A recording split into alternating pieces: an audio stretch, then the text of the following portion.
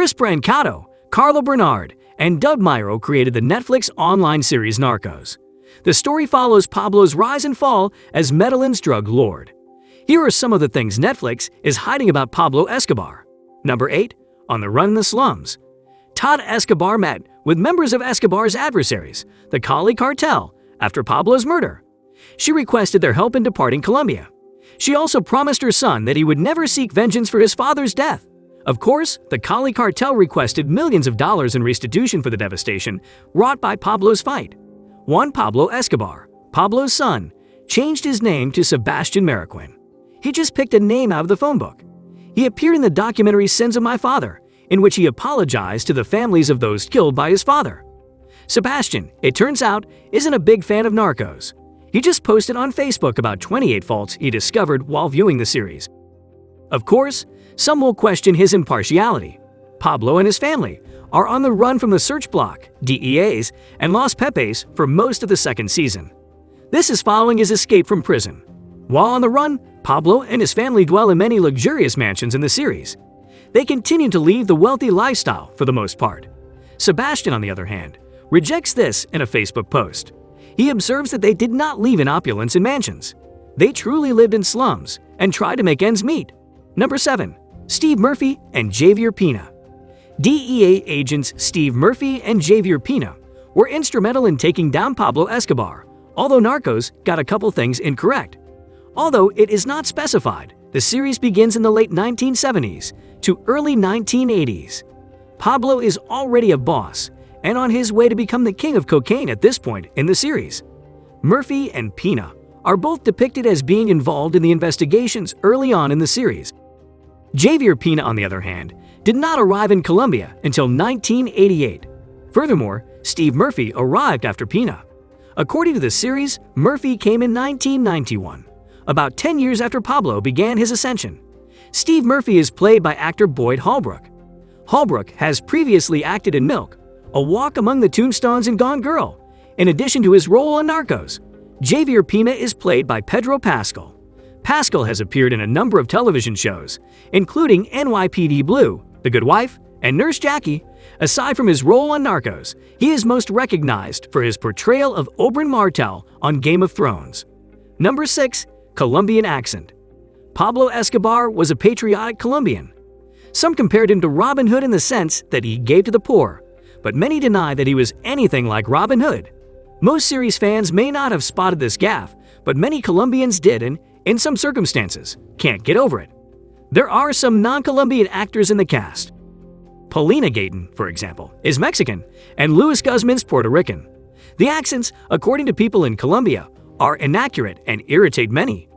Most of the criticism was directed at the actor who played Pablo. Wagner Moura, a Brazilian actor, plays Pablo in Narcos. Many people praised him for his performance, and he was even nominated for a Golden Globe. However, numerous Colombians claim that his Brazilian accent is highly noticeable when he speaks Spanish. Wagner reportedly spent time in Medellin before filming the series in order to fully understand the accent. Despite the criticism, his performance has been lauded. Number 5. Search Block. In order to bring Escobar to justice, the Colombian government formed the Search Block. The plan was to form a group that could not be swayed by Pablo's influence. Colonel Carrillo leads the Search Block, which first appears in the series. They play a critical role in bringing Pablo to justice with the assistance of the DEA. They are able to apprehend Pablo and place him in the La Cathedral prison as a result of their collaborative efforts. Pablo escaped from the prison and was on the run in July 1992. Search Block, on the other hand, was not formed in the 1980s. In fact, the organization was formed following Pablo's escape from prison. Furthermore, there was no such person as Colonel Carrillo.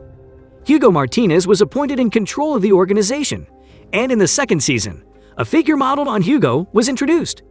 In addition, the DEA's role was not as important in real life, and much of the wiretapping and spying was carried out by Colombian officials. Number 4. The Wedding Attack.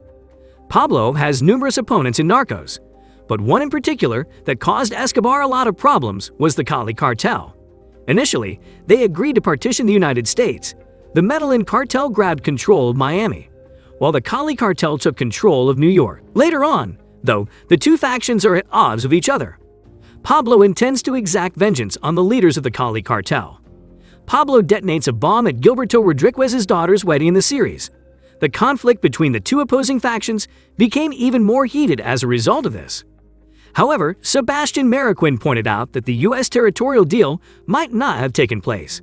It is not certain that the Medellin and Cali cartels will negotiate to stay in Miami and New York to sell drugs, he wrote on Facebook. Sebastian also claims that Pablo never attacked Gilberto Rodriguez's daughter's wedding. He cooperated with the promise not to attack family members, Sebastian said. Some, however, disagree with Sebastian's defense of his father. Number 3. Pablo's favorite soccer team. Football, or soccer, as it is known in North America, is the most popular sport in Colombia. Colombia's national team experienced some of its most successful years in the early 1990s. Pablo was a great football lover in both Narcos and real life. So much so that when he was imprisoned at La Catedral, he commissioned the construction of a soccer field. He was a big fan of Colombia's national team and aspired to see them win the World Cup someday.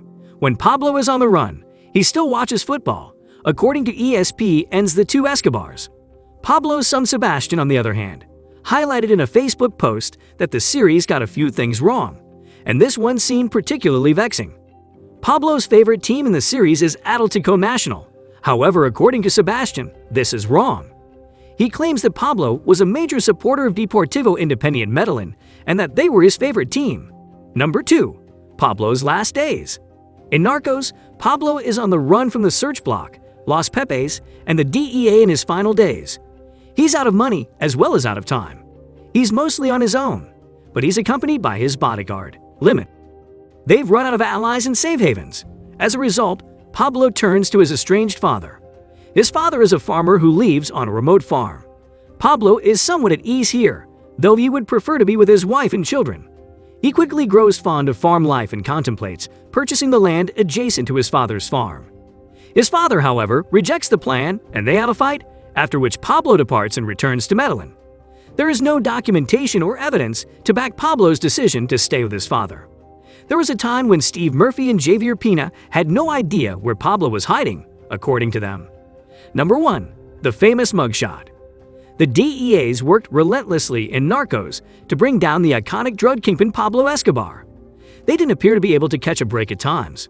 Pablo is well liked by the people of Medellin and wields considerable power over municipal authorities. Things soon began to turn in their favor. When the DEA unearthed Escobar's mugshot from years before, it was one of the critical moments in their favor.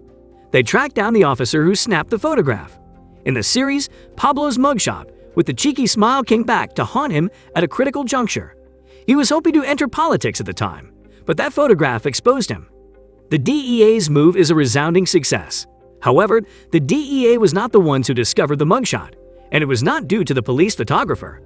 Guillermo Cano, the editor of El Espectador, recalled releasing a piece that included that mugshot. He discovered it in the archives, and it quickly became public.